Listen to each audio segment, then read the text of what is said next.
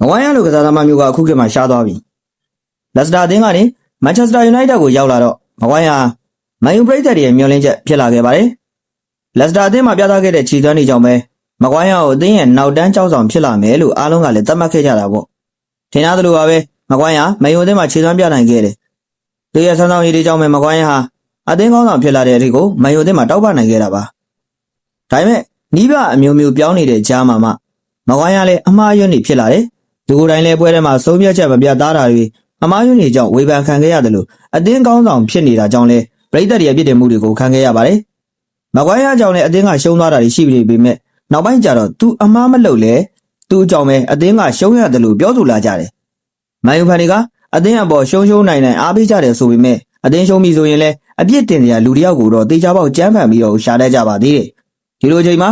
မကွိုင်းရကမန်ယူပရိသတ်တွေရဲ့အပြစ်ပုံချတာကိုခံခဲ့ရတယ်နီးပြဟောင်းတဟတ်ကသူ့ကိုအသင်းကောင်းဆောင်ရာထူးကနေထုတ်ပယ်ခဲ့တယ်ပွဲတော်ကစားသမားအဖြစ်ကနေအရန်ကစားသမားအဖြစ်ကိုသူကရောက်ရှိသွားခဲ့ရတယ်ဒါပေမဲ့ဘယ်တော့မှမကွိုင်းရစီကနေ professional မဆန်တဲ့လုပ်ရမျိုးကိုတွေ့ဘူးလို့လေမြင်ဘူးလို့လေသူ့ကိုအသေးအတန်အားလုံးပဲဝေဖန်ခဲ့ကြတယ်အပြစ်ပုံချခဲ့ကြပါတယ်မိသားစုကိုပါချင်းချောက်တဲ့အထိဖြစ်ပေမဲ့ဘယ်တော့မှမန်ယူအသင်းနဲ့ပရိသတ်တွေကိုသူကမကောင်းပြောဘူးလို့လေ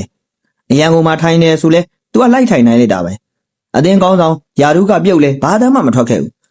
လုံးဝမန်ချက်စတာယူနိုက်တက်အသင်းကို complaint မတက်ခဲ့တဲ့ကစားသမားတစ်ယောက်ပါဒီလိုကစားသမားမျိုးက professional ပြီးသားစွာနေထိုင်ရင်းကနေအခုလီဗာပူးနဲ့ပွဲမှာပါအနိုင်ကိုသွင်းတဲ့အထိစူးစမ်းပြနိုင်ခဲ့ရင်ကြည့်ရင်မကွိုင်းရပေါ့လေးစားတယ်ချီကျူးမိတယ်သူ့လိုစိတ်ဓာတ်နဲ့လူမျိုးကဒီခေတ်မှာတော်တော်ရှားသွားပြီလို့ပြောရမှာမဟုတ်ပါလားဟုတ်ကဲ့ပါခင်ဗျာကျွန်တော်တို့ရဲ့ဗီဒီယိုလေးကတော့ဒီနေ့တော့ဘလောက်ပါပဲနောက်နေ့ဒီမှာလည်းအားသားနဲ့သက်ဆိုင်တဲ့အကြောင်းအရာတွေကိုတင်ဆက်ပေးသွားမှာဖြစ်တာကြောင့်ကျွန်တော်တို့ရဲ့ channel လေးကို like and follow ပြုလုပ်ခဲ့ကြဖို့တောင်းဆိုချင်ပါတယ်အစုံနေ့နားဆင်အားပေးခဲ့တဲ့ပရိသတ်တယောက်ချင်းတိုင်းကိုကျေးဇူးအထူးပဲတင်ရှိပါတယ်ခင်ဗျာ